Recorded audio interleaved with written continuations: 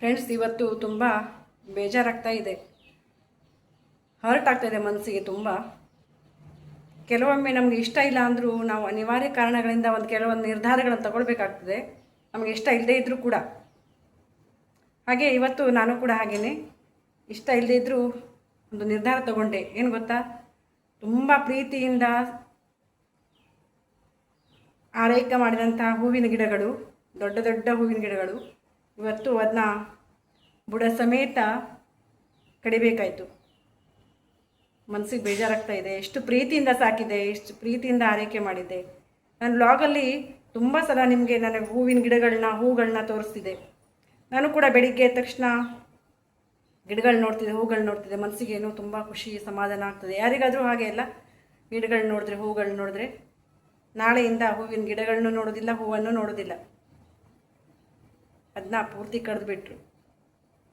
ಅನಿವಾರ್ಯ ಫ್ರೆಂಡ್ಸ್, ಏನು ಮಾಡೋದು.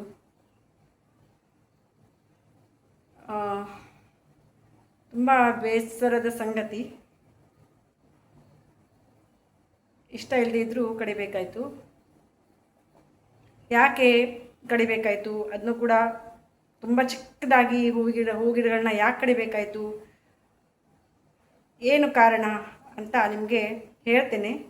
ವಿಡಿಯೋನ ಸ್ಕಿಪ್ ಮಾಡ್ದೇ ಪೂರ್ತಿ ನೋಡಿ, ಕೊನೆಯಲ್ಲಿ ನಿಮಗೆ ಗೊತ್ತಾಗುತ್ತೆ ಏನು ಕಾರಣ ಅಂತ ಹೇಳ್ತೇನೆ ಫ್ರೆಂಡ್ಸ್. ಹಾಯ್, ಹಲೋ ಫ್ರೆಂಡ್ಸ್, ಎಲ್ಲರೂ ಹೇಗಿದ್ದೀರಿ? ನಾನು ಸೂಪರ್ ಆಗಿದ್ದೇನೆ, ನೀವು ಕೂಡ ಚೆನ್ನಾಗಿದೆ ಅಂತ ಅಂದ್ಕೊಳ್ತಾ ವೆಲ್ಕಮ್ ಬ್ಯಾಕ್ ಟು ಆಜ್ಞಾಪೆ ಕನ್ನಡ ಲಾಗ್ ಚಾನಲ್. ಬೆಳಿಗ್ಗೆ ನಮ್ಮ ಮನೆಯಲ್ಲಿ ಪೂಜೆ ಆಗತ್ತೆ. ಇವತ್ತು ಕೂಡ ಪೂಜೆ ಆಗಿದೆ. ಪೂಜೆ ಮುಗಿಸ್ಕೊಂಡು ನಮ್ಮ ಹಸ್ಬೆಂಡ್ ಶಾಪಿಗೆ ಹೋದರು. ನಾನು ವಾಕಿಂಗ್ ಹೋಗಲಿಕ್ಕೆ ರೆಡಿಯಾಗಿದ್ದೇನೆ ಫ್ರೆಂಡ್ಸ್. ನೋಡಿ, ನಮ್ಮನೆ ದೇವರು ಈ ರೀತಿ ಅಲಂಕೃತರಾಗಿದ್ದಾರೆ ಇವತ್ತು. ಎಷ್ಟು ಚೆನ್ನಾಗಿ ಕಾಣಿಸುತ್ತೆ ಅಲ್ಲ, ಸಿಂಪಲ್ಲಾಗಿ ಅಲಂಕಾರ. ನೋಡಿ ನಮ್ಮನೆ ದೇವರು. ಬೆಳಿಗ್ಗೆ ಆಯಿತು ಅಂದರೆ ಕಿಚನ್ ಕೆಲಸ ಸ್ಟಾರ್ಟ್ ಆದಂಗೆ. ನಾನು ಸೌತೆಕಾಯಿ ಮತ್ತು ಕ್ಯಾರೆಟ್ ತೊಗೊಂಡೆ, ಅದನ್ನ ಕೋಸಂಬರಿ ಮಾಡ್ಕೊಳ್ಳೋಣ ಅಂತ. ಅದನ್ನ ತುರ್ಕೊಳ್ಬೇಕೀಗ. ಅದರ ಸಿಪ್ಪೆನ ತೆಗೆದಿಟ್ಟು ಹೋಗಿದ್ದೆ, ತುರ್ಕೊಳ್ಳೋ ತನಕ ಲೇಟ್ ಆಗುತ್ತೆ ಅಂಥೇಳಿ ವಾಕಿಂಗ್ ಹೋಗೋ ಮೊದಲು. ಈಗ ಬಂದು ನಾನು ಅದನ್ನ ತುರ್ಕೊಳ್ತಾ ಇದ್ದೇನೆ. ಡೈಲಿ ರೂಟೀನ್ ಇದು. ಒಂದೊಂದು ದಿನ ಕ್ಯಾರೆಟು ಸೌತೆಕಾಯಿ ಇಲ್ಲ ಅಂದರೆ ಕೋಸಂಬರಿ ಮಾಡ್ಕೊಳ್ಳೋದಿಲ್ಲ ಅಷ್ಟೇ. ಹೆಸರು ಕಾಳು ಮೊಳಕೆ ತೆಗೆದು ಕಾಳೆಲ್ಲ ಇರುತ್ತಲ್ಲ, ಅದನ್ನ ತಿನ್ನೋದು. ಈ ಕೋಸಂಬರಿ ಮಾಡಿದಾಗ ಕಾಳನ್ನು ತಿನ್ನೋದಿಲ್ಲ. ಹೀಗೆ ಯಾವುದಾದ್ರೂ ಒಂದನ್ನು. ನಮ್ಮನೇಲಿ ಇವತ್ತು ಬ್ರೇಕ್ಫಾಸ್ಟಿಗೆ ಶಾವಿಗೆ ಉಪ್ಪಿಟ್ಟು ಅಪರೂಪಕ್ಕೆ ವಾರಕ್ಕೆ ಒಂದು ಸಲ ಮಾಡ್ತಾರೆ. ಅಪರೂಪ ಅಂದರೂ ವಾರಕ್ಕೆ ಒಂದು ಸಲ ಮಾಡ್ತಾರೆ. ಅದನ್ನ ನಮ್ಮ ಅತ್ತೆನೇ ಮಾಡಿದ್ದು. ನಾನು ಉಪ್ಪಿಟ್ಟು, ಶಾವಿಗೆ ಉಪ್ಪಿಟ್ಟು, ರವೆ ಉಪ್ಪಿಟ್ಟು ನಾನು ಮಾಡಿದ್ದೆ. ದೇವಸ್ಥಾನಕ್ಕೆ ಹೋಗಲಿಕ್ಕೆ ನನಗೆ ಹಂಗೆ ಸ್ಕೂಲಿಗೆ ಬಿಟ್ಟು ಹಾಗೆ ದೇವಸ್ಥಾನಕ್ಕೆ ಹೋಗಿ ಬರ್ತೇನೆ. ಶನಿವಾರ ಅಲ್ಲ, ಸೊ ಹಾಗಾಗಿ ಫ್ರೆಂಡ್ಸ್ ಇವತ್ತು ಯಾಕೋ ಅಡುಗೆ ಮಾಡಲಿಕ್ಕೆ, ಯಾವುದೇ ಕೆಲಸ ಮಾಡಲಿಕ್ಕೆ ಮನಸ್ಸೇ ಇಲ್ಲ. ತುಂಬ ಬೇಜಾರಾಗ್ತಾ ಇದೆ. ಆದರೂ ಕೂಡ ಊಟ ಮಾಡಬೇಕಲ್ಲ. ಇವತ್ತು ನಮ್ಮಲ್ಲಿ ಟೊಮೆಟೊ ಸಾರು ಅಂದರೆ ರಸಮ್ ಥರ, ಬೇಳೆ ಹಾಕದೇ ರಸಮ್ ಥರ ಮಾಡೋದು. ಆಮೇಲೆ ಸೋರೆಕಾಯಿ ತಂದಿದ್ದಿತ್ತು, ಆ ಸೋರೆಕಾಯಿದು ಇವತ್ತು ಪದಾರ್ಥ ಮಾಡ್ತಾಯಿದ್ದೇನೆ, ಬಾಜಿ ಟೈಪು, ಒಟ್ಟಾಣೆ ಎಲ್ಲ ಹಾಕಿ. ಅದು ನಮಗೆ ಅನಗಂಗೆ ಇಷ್ಟ. ರೆಸಿಪಿನ ನೀವು ಶೇರ್ ಮಾಡಿ ಅಂತೀರಿ. ಸೊ ಹಾಗಾಗಿ ಇವತ್ತು ರೆಸಿಪಿನ ನಾನು ಶೇರ್ ಮಾಡ್ಕೊಳ್ತಾ ಇದ್ದೇನೆ. ಕೆಲವರಿಗೆ, ತುಂಬ ಜನರಿಗೆ ಗೊತ್ತಿದೆ ರೆಸಿಪೀಸ್ ಎಲ್ಲ, ಆದರೆ ಗೊತ್ತಿಲ್ಲದೆ ಇದ್ದವರು ಇದನ್ನ ನೋಡಿ ಈಸಿಯಾಗಿ ಮಾಡ್ಕೋಬೋದು. ಸೋರೆಕಾಯಿ ನೋಡಿ ಇಷ್ಟು ಚಿಕ್ಕದಾಗಿ ಕಟ್ ಮಾಡಿಕೊಂಡು ಸಿಪ್ಪೆ ತೆಗೆದು ಅದನ್ನ ಬೇಯಿಸ್ಲಿಕ್ಕೆ ಇಟ್ಕೊಂಡೆ. ಸ್ವಲ್ಪ ಕಾಯಿ ತುರಿ, ಒಂದು ಅರ್ಧ ಕಾಯಿದು ಕಾಯಿ ತುರಿ, ಆಮೇಲೆ ಒಂದು 7-8 ಮೆಣಸು, ಆಮೇಲೆ ಅರಿಶಿನ ಒಂದು ಚಿಟಿಕೆ, ಆಮೇಲೆ ಹುಣಸೆ ಹಣ್ಣು, ಇಷ್ಟನ್ನ ಹಾಕಿ ಈ ಕಡೆ ಟೊಮೆಟೊ ಕೂಡ ಬೇಯ್ತಾ ಇದೆ. ನೋಡ್ಕೊಂಡು ಬರಬೇಕು. ಅವರಿಗಾಗಿ ಈಗ ಚಹಾ ಮಾಡ್ಕೊಳ್ತಾ ಇದ್ದೇನೆ. ಅವರಿಗೆ ಚಹಾ ಕೊಡಬೇಕಲ್ಲ, ಚಹಾ ಮತ್ತು ತಿಂಡಿ. ತುಂಬ ಹೊತ್ತಾಯಿತು ಅವ್ರು ಬಂದು, ಹಾಗಾಗಿ ಟೀ ಮಾಡಿಕೊಡ್ತಾ ಇದ್ದೇನೆ ಅವರಿಗೆ. ಶಾವಿಗೆ ಉಪ್ಪಿಟ್ಟು ಮತ್ತು ಕುಕ್ಕರಲ್ಲಿ ನಿನ್ನೆನೇ ನೆನೆ ಹಾಕಿದ ಒಟ್ಟಾಣೆನ ಬೇಯಿಸ್ಕೊಂಡೆ. ತುಂಬ ಚೆನ್ನಾಗಿ ಬೆಂತು. ಅದನ್ನ ಈಗ ಸೋರೆಕಾಯಿ ಪಾತ್ರೆಯಲ್ಲಿ ಹಾಕ್ತಾ ಇದ್ದೇನೆ. ಸೋರೆಕಾಯಿ ಕೂಡ ಚೆನ್ನಾಗಿ ಬೆಂದಿದೆ. ಇದು ಜುಮ್ಮನಕಾಯಿ ನೋಡಿ, ಜುಮ್ಮನಕಾಯಿ ಹಾಕಬೇಕು ಈ ಸಾಂಬಾರಿಗೆ. ಜುಮ್ಮನಕಾಯಿಯನ್ನು ಜಜ್ಕೊಳ್ತಾ ಇದ್ದೇನೆ. ಈಗ ಮಸಾಲೆ ರುಬ್ಕೊಂಡಿದ್ದೆಲ್ಲ ಅದು ಮಸಾಲೆನೂ ಆ್ಯಡ್ ಮಾಡಬೇಕು. ಉಪ್ಪು ಹಾಕ್ಕೊಳ್ತೇನೆ, ರುಚಿಗೆ ತಕ್ಕಷ್ಟು ಉಪ್ಪು. ತುಂಬ ಈಸಿ ಈ ರೆಸಿಪಿ ಮಾಡೋದು, ಏನು ಕಷ್ಟ ಅಲ್ಲ. ಸ್ವಲ್ಪ ಬೆಲ್ಲ. ಈ ಸೋರೆಕಾಯಿ ಸ್ವಲ್ಪ ಸ್ವೀಟ್ ಇರುತ್ತೆ, ಅದು ಕೂಡ ಸ್ವಲ್ಪ ಬೆಲ್ಲ ಹಾಕ್ಕೊಂಡ್ರೆ ಮಾತ್ರ ಅದು ಚೆನ್ನಾಗಾಗ್ತದೆ. ಇಲ್ಲಾಂದರೆ ಅಷ್ಟು ಚೆನ್ನಾಗಿ ಆಗೋದಿಲ್ಲ, ರುಚಿ ಆಗೋದಿಲ್ಲ. ಮಸಾಲೆ ರುಬ್ಕೊಂಡಿದ್ದನ್ನು ಮಸಾಲೆನ ಆ್ಯಡ್ ಮಾಡ್ಕೊಳ್ಳೋಣ. ಮಸಾಲೆ ಕೂಡ ಏನು ಸಿಂಪಲ್ ಆಗಿ ಮಾಡುವಂಥ ಮಸಾಲೆ, ಜುಮ್ಮನ್ಕಾಯಿ ಜಜ್ಜಿದಂಥ ಜುಮ್ಮನ್ಕಾಯಿನ ಹಾಕೊಳ್ಳೋಣ. ಈಗ ಮಿಕ್ಸ್ ಮಾಡಿ ಒಂದು ಕುದಿ ಬಂದರೆ ಆಯಿತು, ಸಾಂಬಾರು ರೆಡಿ. ಸಾಂಬಾರು ಅಂತಾರೋ, ಪದಾರ್ಥ ಅಂತಾರೋ, ಬಾಜಿ ಅಂತಾರೋ, ಏನು ಬೇಕಾದರೂ ಅನ್ಬೋದು, ಅದು ರೆಡಿ ಆಗುತ್ತೆ.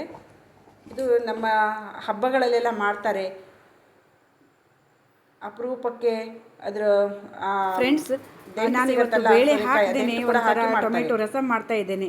ದಿನ ಒಬ್ಬೊಬ್ಬರಿಗೆ ಬೇಳೆ ತಿನ್ನೋದು ಇಷ್ಟ ಇರೋದಿಲ್ಲ, ಹಾಗೆ ಸಿಂಪಲ್ಲಾಗಿ ರಸಮ್ ಮಾಡ್ಕೊಳ್ಳೋಣ ಅಂತ ಈ ಟೊಮೆಟೊನ ಬೇಯಿಸ್ಕೊಂಡು ಸಿಪ್ಪೆ ಸುಲಿದು ತಣ್ಣಗಾದ್ಮೇಲೆ ಮಿಕ್ಸರಿಗೆ ಹಾಕಿ ಅದನ್ನ ಪೇಸ್ಟ್ ಮಾಡಿಕೊಂಡೆ ಈ ರೀತಿ. ಆಮೇಲೆ ಸ್ವಲ್ಪ ಉಪ್ಪು, ಆಮೇಲೆ ಸ್ವಲ್ಪ ಮೆಣಸಿನ ಪೌಡ್ರ್ ಮತ್ತು ಇದು ರಸಮ್ ಪೌಡ್ರ್ ನೀರು ಮಾಡ್ಕೊಂಡಿಟ್ಟಿದ್ದೆ, ಅದನ್ನು ಕೂಡ ಹಾಕ್ಕೊಂಡೆ. ಸ್ವಲ್ಪ ನೀರು ಸೇರಿಸ್ಬೇಕು, ಅದನ್ನು ಕೂಡ ಸೇರಿಸ್ಕೊಂಡೆ. ದಪ್ಪ ಆಗತ್ತಲ್ಲ ಆ ರಸಮ್ ಪೌಡ್ರಿಂದ ಮತ್ತು ಖಾರದ ಪೌಡ್ರಿಂದ, ಟೊಮೆಟೊಯಿಂದ ದಪ್ಪ ಆಗ್ತದೆ. ಬೇಕಷ್ಟು ನೀರು ಹಾಕ್ಕೊಂಡು ಆಮೇಲೆ ಸ್ವಲ್ಪ ಕೊತ್ತಂಬರಿ ಸೊಪ್ಪು ಹಾಕ್ಕೊಂಡ್ಬಿಟ್ರೆ ಆಯಿತು. ಈಗ ಒಗ್ಗರಣೆ ನೋಡಿ, ಬೆಳ್ಳುಳ್ಳಿ ಒಗ್ಗರಣೆ ಹಾಕಿದ್ರು ಚೆನ್ನಾಗಿರುತ್ತೆ. ನಾನು ಇವತ್ತು ಸಾಸಿವೆ ಒಗ್ಗರಣೆ ಹಾಕ್ತಾ ಇದ್ದೀನಿ. ವೈಟ್ ರೈಸ್ ಮೆಣಸು, ಆಮೇಲೆ ಬೇಗ ಬರ್ತಾಳೆ ಅವಳಿಗೆ ವೈಟ್ ರೈಸ್ ಅಂದ್ರೆ ಇಷ್ಟ, ಹಾಗಾಗಿ ಅವಳಿಗೆ ವೈಟ್ ರೈಸ್ ಮತ್ತೆ ಆಮೇಲೆ ವೈಟ್ ರೈಸ್ಗೆ ಹಾಕಬೇಕು. ರಸಮ್, ಟೊಮೆಟೊ ರಸಮ್ ಮಾಡಿದ್ದೇನೆ, ಸೂಪರ್. ಆಮೇಲೆ ರಸಮ್ ಸೋರೆಕಾಯಿ ಮತ್ತು ವಟಾಣಿ ಹಾಕಿ ಸಾಂಬಾರು ಮಾಡಿದ್ದೇನೆ. ಇಷ್ಟು ಮೆಸ್ಸಿ ಆಗಿದೆ ನೋಡಿ. ಎಲ್ಲ ಕಿಚನ್ ಕಟ್ಟೆನ ಈಗೆಲ್ಲ ಕ್ಲೀನ್ ಮಾಡ್ಲಿಕ್ಕೆ ಒಂದು 15 ನಿಮಿಷ ಬೇಕು. ಇದೆಲ್ಲ ಕ್ಲೀನ್ ಮಾಡಿ ಆಮೇಲೆ ನಾನು ನೆಲ ಒರೆಸ್ಲಿಕ್ಕೆ ಹೋಗ್ತೇನೆ. ನೆಲ ಒರೆಸಿ ಬಟ್ಟೆ ತೊಳೆದು ಆಮೇಲೆ ಸ್ನಾನ ಮಾಡಿ ಬರೋದು. ಅಷ್ಟೊತ್ತಿಗೆ ನಮ್ಮ ಅನಗ ಬಂದಿರ್ತಾಳೆ. ಫ್ರೆಂಡ್ಸ್, ಈಗ ಆಯಿತು 12:15. ಅಷ್ಟೊತ್ತಿಗೆ 1:30 ಟೈಮ್ ಅಷ್ಟಕ್ಕೆ ನಮ್ಮ ಅನಗ ಬಂದಿರ್ತಾಳೆ. ಮೆಸ್ಸಿ ಆಗಿರುವ ಕಿಚನನ್ನು ಒಂದ್ಸಲ ಕ್ಲೀನ್ ಮಾಡ್ಕೊಳ್ತೇನೆ ಫ್ರೆಂಡ್ಸ್. ಈಗ ಅಡುಗೆ ಕೆಲಸ ಎಲ್ಲ ಮುಗೀತು, ಈಗ ಕ್ಲೀನ್ ಮಾಡ್ಕೊಳ್ತೀನಿ. ಕಿಚನ್ ಕೆಲಸ ಎಲ್ಲ ಮುಗೀತು. ಇವತ್ತು ಸಲಾಡ್ ಮಾಡ್ಕೊಂಡಿರಲಿಲ್ಲ, ಹಸಿವಾಗ್ತಾ ಇತ್ತು. ಇದಿಷ್ಟು ಸ್ವಲ್ಪ ಶಾವಿಗೆ ಇತ್ತು, ಅದು ತಿನ್ನೋಣ ಅಂತ ಅಂದ್ಕೊಂಡೆ. ಒಂದೊಂದು ದಿನ ಹಸಿವೇ ಆಗೋದಿಲ್ಲ, ಒಂದೊಂದು ದಿನ ಹಸಿವೆ ಆಗ್ತದೆ ಫ್ರೆಂಡ್ಸ್. ಟೈಮ್ ಈಗ 2 ಗಂಟೆ. ನಮ್ಮ ಮನೆಗ ಸ್ಕೂಲಿಂದ ಬಂದು ಕೈಕಾಲು ಮುಖ ಎಲ್ಲ ತೊಳ್ಕೊಂಡ್ಲು. ಈಗ ಅವಳು ಫ್ರೆಶ್ ಆಗಿ ಊಟಕ್ಕೆ ಬರ್ತಾಳೆ. ನಾವೆಲ್ಲರೂ ಕೂತು ಊಟ ಮಾಡ್ತೇವೆ. ಶನಿವಾರ ಮಾತ್ರ ನಾವು 3 ಜನ ಕೂತ್ಕೊಂಡು ಊಟ ಮಾಡೋದು. ನನ್ನ ಹಸ್ಬೆಂಡ್ ಮಾತ್ರ ಲೇಟು. ಹಾಗೆ ಹಪ್ಪಳ ಸುಡ್ತಾ ಇದ್ದೇನೆ. ಹಪ್ಪಳ ಇಷ್ಟ, ಸಿಂಪಲ್ ಅಡುಗೆ ಅಲ್ಲ, ಹಾಗಾಗಿ ಹಪ್ಪಳ ಇಟ್ಕೊಳ್ಳೋಣ ಅಂಥೇಳಿ. ಸೊ 3 ಜನ ಕೂತ್ಕೊಂಡು ಊಟ ಮಾಡ್ತಾಯಿದ್ದೇವೆ. ಈ ರೀತಿ ನನ್ನ ಹಸ್ಬೆಂಡ್ ಕೂಡ ಬಂದರೆ ಫುಲ್ಫಿಲ್ ಆಗ್ತಿತ್ತು, ಅವರು ಲೇಟಾಗಿ ಬರ್ತಾರಲ್ಲ. ಸೊ ಹಾಗಾಗಿ ನಾವು ಶನಿವಾರ ರವಿವಾರ ಮಾತ್ರ 3 ಜನ ಕೂತ್ಕೊಂಡು ಊಟ ಮಾಡ್ತೇವೆ. ತುಂಬ ಖುಷಿ ಆಗ್ತದೆ. ಎಲ್ಲ ಸೇರಿ ಖುಷಿ ಕೊಟ್ಟು ಊಟ ಮಾಡೋದಲ್ಲ, ಒಬ್ಬೊಬ್ಬರೇ ಊಟ ಮಾಡೋದಕ್ಕಿಂತ ಎಲ್ಲರೂ ಸೇರಿ ಊಟ ಮಾಡೋದು ತುಂಬ ಖುಷಿ. ಫ್ರೆಂಡ್ಸ್, ನಾ ಹೇಳಿದ್ದೆ ಅಲ್ಲ, ನನಗೆ ಯಾಕೆ ಇವತ್ತು ಮನಸ್ಸಿಗೆ ಬೇಜಾರು, ಯಾಕೆ ಹೂವಿನ ಗಿಡಗಳನ್ನ ಕರೆದಿದ್ದು ಅಂತ. ನೋಡಿ ಎಷ್ಟು ಚೆನ್ನಾಗಿರುವ ಹೂವಿನ ಗಿಡಗಳು, ಎಷ್ಟು ದೊಡ್ಡದಾಗಿ ಬೆಳೆದಿತ್ತು. ನಾನು ಎಲ್ಲೆಲ್ಲಿಂದಲೋ ತೊಗೊಂಡು ಬಂದಿದ್ದೆ, ಯಾರ್ಯಾರ ಹತ್ರ ಕೇಳಿಕೊಂಡು ನರ್ಸರಿಯಿಂದ ಎಲ್ಲ ತಂದು ಚೆನ್ನಾಗಿ ನೆಟ್ಟಿದ್ದೆ. ಒಂದು 5-6 ವರ್ಷದ ಹಿಂದಿನ ಗಿಡಗಳು ಇವೆಲ್ಲ. ಪ್ರತಿ ಮಳೆಗಾಲದಲ್ಲೂ ಸ್ವಲ್ಪ ಕಟ್ ಮಾಡ್ತಿದ್ವಿ, ಆದರೆ ಈ ಸಲ ಮಾತ್ರ ಬುಡ ಸಮೇತ ಕಟ್ ಮಾಡ್ದಂಗಾಯಿತು. ಯಾಕೆ ಗೊತ್ತಾ ಫ್ರೆಂಡ್ಸ್, ಈ ನಮ್ಮ ನಾನು ತೋರಿಸಿದ್ದೆಲ್ಲ ಆ ರೋಡಿಂದನೇ, ಅಂದರೆ ಈ ದಾರಿಯಿಂದನೇ ಹಿಂದೆ ಸ್ಟೋರ್ ರೂಮ್ ಇದೆ. ಅಲ್ಲಿ ಅಡಿಕೆ ಚೀಲ ಆಗಿಲ್ಲ ಎಲ್ಲ ಇಲ್ಲಿಂದ ತೊಗೊಂಡು ಹೋಗ್ತಾರೆ. ಯಾರಾದರೂ ಬಂದರೆ ಇಲ್ಲಿಂದ ತೊಗೊಂಡು ಹೋಗ್ಲಿಕ್ಕೆ ತುಂಬ ಕಷ್ಟ ಆಗ್ತಿತ್ತು. ಗಿಡಗಳೆಲ್ಲ ಮುಖಕ್ಕೆ ಬಡ್ತಿದ್ದು, ಹಾಗಾಗಿ ತುಂಬ ತ್ರಾಸಾಗ್ತಿತ್ತು ತೊಗೊಂಡು ಹೋಗಲಿಕ್ಕೆ. ಸೊ ನನ್ನ ಹಸ್ಬೆಂಡ್ ಮೊದಲೇ ಹೇಳಿದರು, ಈ ರೀತಿ ಗಿಡಗಳನ್ನೆಲ್ಲ ಹಾಕಬೇಡ, ಇಲ್ಲಿ ತೊಗೊಂಡು ಹೋಗಲಿಕ್ಕೆ ತ್ರಾಸಾಗ್ತದೆ ಚೀಲಗಳನ್ನೆಲ್ಲ, ಆಮೇಲೆ ಮತ್ತೆ ಕಡಿದ್ರೆ ನಿಂಗೆ ಬೇಜಾರಾಗ್ತದೆ. ಆದರೆ ಇಷ್ಟು ಬೇಗ ಆ ಟೈಮ್ ಬರುತ್ತೆ ಅಂತ ನಂಗೆ ಗೊತ್ತೇ ಇಲ್ಲ. ಇರಲಿ, ಬೇಜಾರಾಯಿತು, ಇರಬೇಕು, ಅಲ್ಲಿ ಅಡಿಕೆ ಚೀಲಗಳನ್ನೆಲ್ಲ ಸ್ಟಾಕ್ ಮಾಡಬೇಕು ಅನ್ನೋದು ಹೌದಲ್ಲ. ಸೊ ಹಾಗಾಗಿ ಎಲ್ಲ ಗಿಡಗಳನ್ನೂ ಕಡಿಬೇಕಾಯಿತು. ಕಡಿಬೇಕಿದ್ರೆ ಮಾತ್ರ ನನಗೆ ಚುರು ಆಯಿತು, ತುಂಬ ಬೇಜಾರಾಯಿತು. ಏನು ಮಾಡೋದು, ಅನಿವಾರ್ಯ. ಗುಡ್ ಈವ್ನಿಂಗ್ ಫ್ರೆಂಡ್ಸ್, ಶುಭ ಸಂಜೆ ಎಲ್ರಿಗೂ. ನಾನು ಅನ್ನ ಬಿಸಿ ಮಾಡಲಿಕ್ಕೆ ಬಂದೆ. ಇವತ್ತು ಸ್ವಲ್ಪ ಅನ್ನ ಹೆಚ್ಚಿಗೆ ಆಯಿತು. ಯಾಕೋ ಇವತ್ತು ಅಳತೆ ಸ್ವಲ್ಪ ತಪ್ಪು, ಸ್ವಲ್ಪ ಹೆಚ್ಚಿಗೆ ಆಯಿತು. ಪರವಾಗಿಲ್ಲ, ಯಾಕಂದರೆ ಇವತ್ತು ರಸಮ್ ಮಾಡಿದ್ದೆಲ್ಲ ನಮ್ಮ ಹಸ್ಬೆಂಡ್ಗೂ ತುಂಬ ಇಷ್ಟ ರಸಮ್ ಅಂದರೆ. ಅವರಿಗೆ ಇವತ್ತು ಊಟಕ್ಕೆ ಬಡಿಸ್ಬಿಡೋದು. ಊಟ ಮಾಡ್ತಾ ಇರಲಿಲ್ಲ ರಾತ್ರಿ. ಆದರೂ ಇವತ್ತು ಅನ್ನ ಇದೆ, ರಸಮ್ ಇದೆ, ಸಾಂಬಾರಿದೆ, ಹಾಗಾಗಿ ಅವರಿಗೆ ಊಟಕ್ಕೆ ಬಡಿಸ್ತೇನೆ. ನಾನೇನಾದರೂ ಸ್ವಲ್ಪ ಮಾಡ್ತೀನಿ, ಇಬ್ಬರಿಗಾಗುವಷ್ಟಿಲ್ಲ. ನಮ್ಮ ಹಸ್ಬೆಂಡಿಗೆ ಒಬ್ಬರಿಗೆ ಇರುವಷ್ಟು ಹೆಚ್ಚಿಗೆ ಇದೆ ಅಷ್ಟೇ. ನಾನು ಏನಾದರೂ ಮಾಡ್ಕೋತೀನಿ, ನನಗೆ ರಾತ್ರಿ ಊಟ ಮಾಡೋದಂದ್ರೆ ಆಗೋದಿಲ್ಲ. ಇದು ನೋಡಿ, ಕಹಿ ಬೇವಿನ ಸೊಪ್ಪು. ನಾಳೆ ಬೆಳಿಗ್ಗೆ ಕಹಿ ಬೇವಿನ ಕಷಾಯ ಮಾಡ್ಕೊಂಡು ಕುಡಿಬೇಕು ಎಲ್ಲರೂ.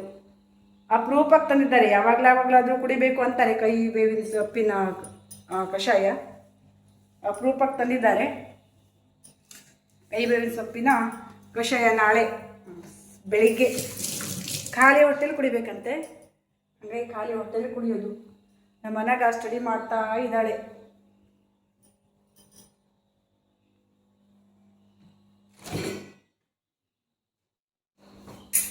ಟೈಮ್ 8 ಗಂಟೆ. ನಾನು ಮತ್ತೆ ಕಿಚನಿಗೆ ಬಂದೆ ಫ್ರೆಂಡ್ಸ್. ನಾನು ನನಗೆ ತಿನ್ನಲಿಕ್ಕೆ ರವೆ ಬೋಳ್ ಮಾಡ್ಕೊಳ್ತೀನಿ. ರವೆ ಬೋಳ್ ಮಾಡ್ಕೊಳ್ಬೇಕಂತ ಬಂದಿದ್ದೀನಿ. ಈಗ ಸಿಂಪಲ್ಲಾಗಿ ಒಂದು 5 ನಿಮಿಷದಲ್ಲಿ ರವೆ ಬೋಳ್ ಮಾಡ್ಕೊಳ್ಬೋದು. ನೋಡಿ, 1 ಸ್ಪೂನಷ್ಟು ಅಷ್ಟೇ, ಸ್ವಲ್ಪ ತುಪ್ಪ ಹಾಕ್ಕೊಂಡಿದ್ದೀನಿ.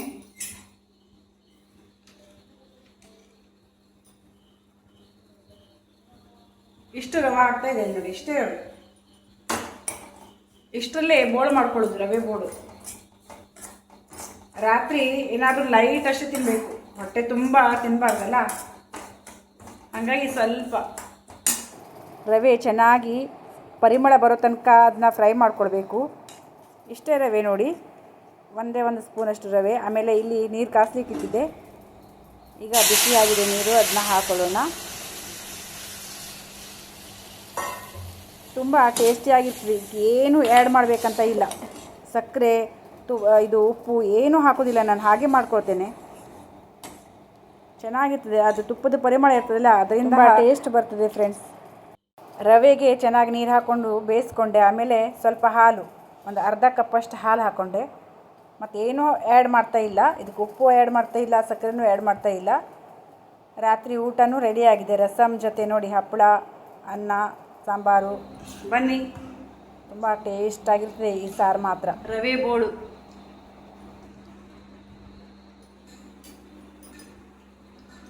ಸೂಪರ್. ತುಪ್ಪ ಹಾಕಿದ್ನಲ್ಲ, ಅದು ತುಂಬ ಚೆನ್ನಾಗಿರೋ ಫ್ಲೇವರ್ ಬರ್ತಾ ಇದೆ. ಮತ್ತು ಅದ್ರ ಜೊತೆಗೆ